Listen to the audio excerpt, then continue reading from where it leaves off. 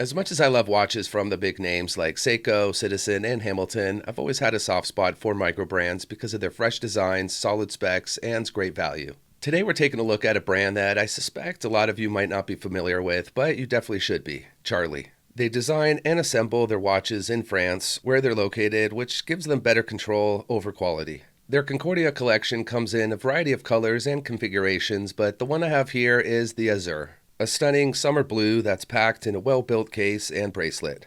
I'll also be pairing the watch with a variety of straps to help show its versatility. The dial is definitely the big star and features a perfectly executed gradient effect, but done in an interesting way where it darkens towards the bottom half of the watch. Oftentimes we see a gradient effect evenly distribute towards the entire outer perimeter of the dial, so it's cool to see a different variation. The details and finishing is spot on with the applied hour markers using circles and rectangles that have a polished framing. They are generously applied with lume in a crisp white finish.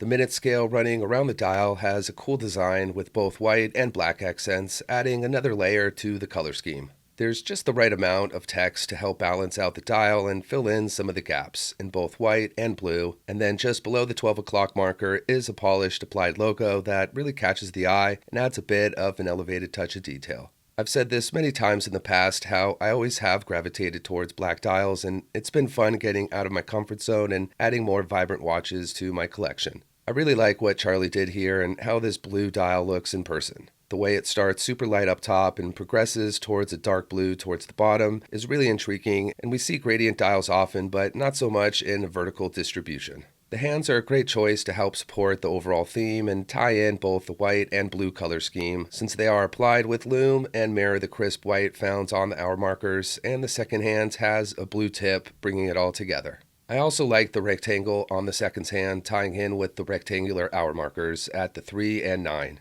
It all flows nicely, great legibility, and fun. The case is another highlight of the watch. The design is simple and effective. The dimensions come in at 38 millimeters in diameter, 11.1 in thickness, and a total length of 45.5.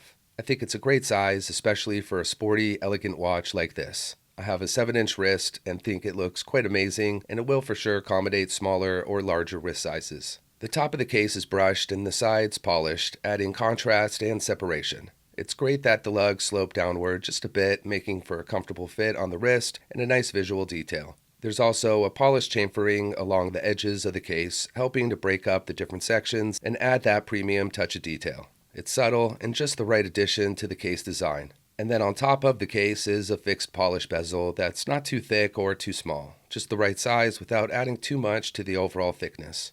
The polishing in general across the entire watch is really nice. Oftentimes the crown is a bit of an afterthought on most watches. There will be some grooves to grip it easily and maybe a logo on the side, but this one has a lot going on, which is really cool. It's a little bit oversized, so it adds to the design of the watch, and then between the sets of grooves is a blue aluminum insert. An awesome little detail and a thoughtful way to add some blue to the crown. As you can see, the watch comes equipped on a 3-link oyster-style steel bracelet. The links are super solid, they are brushed on top and polished on the side, much like the case, so it blends together perfectly. And it uses a fold-over security clasp that's fully milled and features 4 micro-adjustable holes to help get a good fit.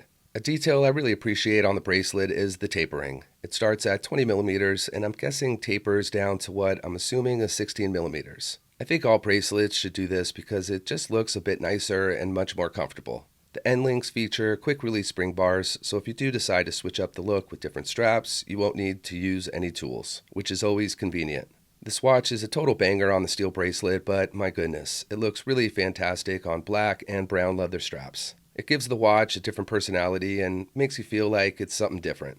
As far as the protection, there's a domed sapphire crystal that's 3 millimeters thick, and it has an anti-reflective coating to help get this clear picture of the dial. It sits pretty much flush with the bezel, creating a nice seamless design. The crown screws down and the watch is rated for 300 meters of water resistance. Powering the little engine inside is one of my favorite types of movements, a Seiko Mecha Quartz, specifically the VK31.